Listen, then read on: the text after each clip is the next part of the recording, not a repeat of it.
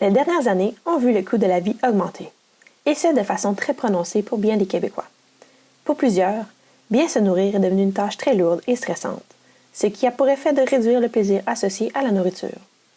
Dans l'optique de soulager la charge mentale de bien des foyers québécois, une entreprise est présentement en train de mettre sur pied une application qui va venir changer la façon dont les gens approchent la tâche de l'épicerie et de la cuisine. Ainsi, le mandat qui nous a été confié à travers ce projet est d'élaborer la stratégie de marque de cette entreprise, dénommée Tama, le tout pour lui permettre de se démarquer sur le marché. Nous procéderons d'abord par un survol des caractéristiques de l'organisme, son domaine d'activité et ses enjeux, nos méthodes d'analyse, pour finalement arriver à notre proposition de stratégie de marque. Débutons ainsi par le portrait de l'organisme. Tama est une entreprise en voie de développement, située dans la province de Québec. Son nom est inspiré d'une expression polynésienne qui signifie en français « bon appétit ». Ainsi, les services qu'elle offre s'inscrivent dans l'univers de la nutrition, puisqu'il s'agit en fait d'une application qui a pour but d'aider les gens dans la cuisine. Concrètement, il s'agit d'un outil de découverte et de planification alimentaire, permettant aux utilisateurs de réaliser des économies de temps et d'argent. Passons ensuite à la mission, la vision ainsi que les valeurs de cette entreprise. D'un côté, la mission de celle-ci est de rendre la tâche de planification alimentaire plus simple pour ses usagers, en leur permettant à la fois de faire des économies de temps et d'argent, en plus de leur permettre de se nourrir sainement et de réduire leur niveau de gaspillage alimentaire. D'un autre côté, la vision de Tama est de s'instaurer dans la culture québécoise comme étant une figure de référence au niveau de la planification et de la confection des repas sains et économiques, pour satisfaire les besoins des personnes qui ont à cœur leur nutrition et leur santé. Pour finir, les valeurs de cette entreprise tournent autour du caractère humain qui entoure l'univers de l'alimentation. On veut que les usagers prennent plaisir à utiliser nos services, qu'ils soient en bonne santé et qu'ils puissent déguster de bons plats sans tracas. En termes de mots-clés, on peut donc dire que les valeurs de cette entreprise sont la santé, le plaisir, la simplicité et les économies. Procédons ensuite avec les enjeux que l'entreprise doit prendre en compte lors de son établissement sur le marché. L'outil utilisé pour cette étape est la matrice SWOT, où l'on présente de manière concise les forces et les faiblesses de l'entreprise, ainsi que les opportunités qui se présentent à elle et les risques auxquels elle fait face. Ainsi, les forces de Tama vont comme suit. La compétitivité de son prix d'abonnement lui permet de se démarquer sur les plateformes de vente. Aussi, le fait que ces services se présentent sur un téléphone signifie qu'ils sont toujours à portée de main de l'usager. D'un autre côté, regrouper les services de découverte aux mêmes endroits que les services d'économie est un point fort. En contrepartie, il ne faut pas négliger les faiblesses de cette entreprise. De fait, comme il s'agit d'une entreprise qui n'est pas encore établie sur le marché, elle n'a pas de notoriété. De plus, la recherche actuelle de partenaires pour financer son développement signifie que l'entreprise n'a pas une forte capacité financière pour les diverses phases de développement. En conséquence, la main-d'œuvre qui servira à établir les fondements de l'application n'est pas encore embauchée. Finalement, le manque de présence sur les réseaux sociaux d'actualité pourrait être un enjeu important dans la réussite de cette entreprise. Malgré tout, les opportunités du marché sont bien présentes. D'un côté, comme le coût de la vie ne cesse d'augmenter, les gens sont à la recherche d'outils pour pouvoir faire le plus d'économies possible. Ces mêmes usagers potentiels cherchent aussi à avoir plus de temps entre leurs mains, et ce pour pouvoir réaliser diverses activités. Tama permet aussi de répondre à des besoins auxquels la concurrence ne répond pas présentement, et ce à travers ses services englobants. Finalement, la possibilité de se mettre en partenariat avec une entreprise déjà établie est un facteur à ne pas négliger. En contrepartie, voici quelques risques qui se présentent à cette entreprise. Concrètement, il existe présentement plusieurs services quasi similaires sur le marché, ceux-ci étant déjà bien établis. De sorte, ne pas réussir à intéresser une audience assez large serait détrimental à la croissance de cette entreprise. De plus, sa dépendance envers les investissements de partenaires non acquis jusqu'à présent est un enjeu considérable à son lancement. Passons ensuite aux attributs différenciateurs. Dans un premier temps, Tama se distingue par son prix avantageux de la concurrence qui offre des services semblables. De fait, le prix d'abonnement de l'application est à 5 $ par mois, alors que sur le marché, de tels services sont plutôt offerts autour d'un prix mensuel de 15 $. Dans un second temps, l'automatisation des fonctionnalités de l'application est un avantage, car il s'agit du principal agent responsable de l'économie de temps que fera l'usager. Concrètement, l'option de sélectionner des recettes pour ensuite automatiquement faire une liste d'épicerie complète avec les quantités requises permettra à l'usager de passer moins de temps dans l'étape préliminaire à la cuisine. En troisième lieu, l'interface épurée de Tama permettra une navigation simple pour les usagers, ce qui est important lorsque l'on désire s'adresser à un public large. Finalement, comme l'application regroupe plusieurs outils répondant à divers besoins aux mêmes endroits, cela permet à l'usager de ne pas avoir à faire avec diverses autres applications pour pouvoir entamer la tâche de la cuisine. Par la suite, les objectifs de cette entreprise s'établissent sur 3 volets, c'est-à-dire le court, le moyen et le long terme. Ainsi, l'objectif à court terme est donc de mettre sur pied l'univers graphique de l'application d'ici avril 2024. L'objectif à moyen terme, quant à lui, se divise en 2 branches. En premier lieu, on doit établir un partenariat avec 2 investisseurs d'ici l'été 2024 pour financer le développement de l'application. En second lieu, on doit embaucher 2 développeurs d'ici la fin de l'année 2024 pour programmer l'interface et les fonctionnalités de l'application. Pour finir, l'objectif à long terme est de lancer l'application sur le marché québécois d'ici l'été 2025. Domaine d'activité et tendance. Pour ce qui est du domaine d'activité de Tama, les services que l'application offre s'inscrivent dans le secteur de la santé et du bien-être. Toutefois, si l'on se restreint plutôt à la nature de ses fonctionnalités, Tama s'inscrit également dans le domaine de la nutrition. Ainsi, le type de clientèle de ce secteur est assez large puisqu'on y retrouve autant des hommes que des femmes. Nos recherches nous ont cependant permis d'établir que la tranche démographique la plus concernée par le mouvement de mise en forme et de bonne nutrition se trouve à être les milléniaux. Concernant leurs besoins, ceux-ci cherchent la simplicité ainsi que l'économie d'argent. Concernant les données démographiques et socio-économiques, la clientèle cible de Tama se situe dans une tranche d'âge entre 25 et 40 ans. L'application s'adresse particulièrement aux jeunes familles, aux étudiants, ainsi qu'aux nouveaux employés.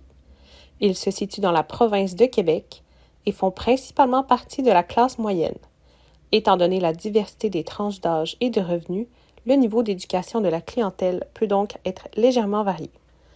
Maintenant, en ce qui a trait aux tendances du monde de l'alimentation, on remarque une montée de popularité pour l'alimentation végétarienne ou végétalienne, que ce soit par souci de santé ou encore dans le but de réduire sa consommation de viande et de produits d'origine animale. De plus, les gens portent également de plus en plus d'importance à la provenance des produits qu'ils consomment. Ainsi, l'achat local et les produits bio sont en hausse. Les médias sociaux ont une influence sur ce que l'on consomme et c'est aussi le cas pour le domaine de l'alimentation, puisque de plus en plus d'entreprises alimentaires s'associent avec des influenceurs pour promouvoir leurs produits. Enfin, on constate un déclin dans la popularité des diètes restrictives en faveur d'une alimentation intuitive. En effet, cette approche positive de l'alimentation insiste les gens à respecter leurs propres signaux de faim et de satiété plutôt que de se plier à un régime strict. Méthode d'analyse. Je vais vous présenter les 4 personas qui représentent les portraits types de la clientèle cible. La création de ces personas fictifs nous aidera à comprendre plus en profondeur leur motivation et leurs objectifs en tant que référence pour l'application Tama. Voici Marie-Lou. Elle a 32 ans. Elle est diplômée avec un travail à temps plein. Elle est mère monoparentale dévouée à 2 enfants et elle habite à Montréal. Elle est nommée la proactive parce qu'elle a une vie assez chargée avec le travail, la famille et sa vie personnelle. On parle de ses motivations et objectifs.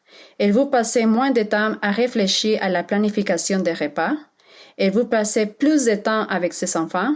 Elle veut préparer de bons repas sains pour sa famille et aussi trouver des recettes simples et simplifier la tâche de l'épicerie.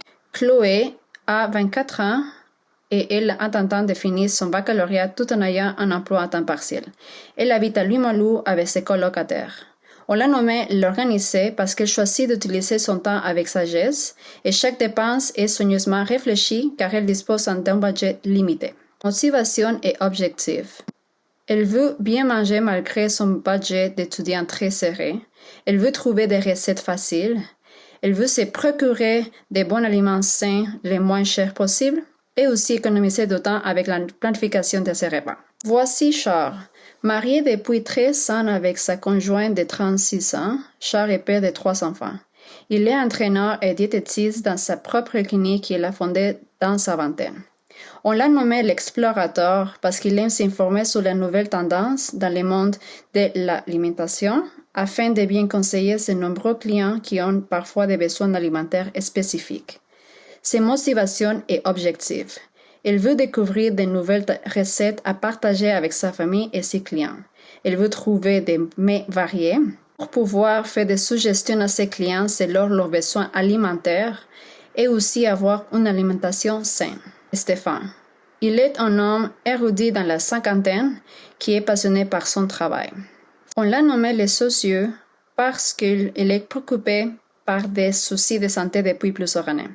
Il essaie le plus possible d'avoir une alimentation équilibrée, entre autres, en se procurant des aliments bio. Ses motivations et objectifs, il veut respecter un régime équilibré pour se sentir mieux, se trouver des idées de repas faciles qui fonctionnent avec ses problèmes de santé. Donc voilà un petit récapitulatif des personas. Marie-Lou représente l'aspect d'économie de temps, Chloé représente l'aspect d'économie d'argent, Charles la découverte culinaire et Stéphane l'accessibilité des informations. Analyse des concurrents. On a trouvé 3 concurrents directs. Mon Ricardo Plus touche à plusieurs univers. Par exemple, il découvre des recettes conçues par des chefs ou bien pour planifier des repas. Ricardo a une grande notoriété dans la culture québécoise et il est en partenariat seulement avec IGA. Glouton. Il offre des listes d'épicerie, planificateur de recettes et livres de recettes, mis sur les économies plutôt que les recettes. Seven Dish. Il s'agit d'une application récente qui n'est pas encore officiellement lancée. Il offre une liste d'épiceries automatisées, achats intelligents, suggestions de recettes. Trouvez 7 concurrents indirects. Flip. Tous les dépliants de la plupart de ces épiceries sont disponibles. Personnalisé en fonction de votre location, possibilité de créer une liste d'achat et aussi il y a coupons numériques. Tasty. Cette application permet de trouver des recettes en filtrant les ingrédients, les occasions et les désirs de l'usager. Eat This Much. L'accent de cette application est le calcul des calories. Uber Eats. Il s'agit d'une plateforme de commandes à livraison ou ramassage qui a été créée en 2014 et lancée en 2015 en Californie. HelloFresh. Il s'agit d'un service de livraison d'ingrédients frais à domicile permettant aux gens de cuisiner des recettes sélectionnées par le service. Good Food.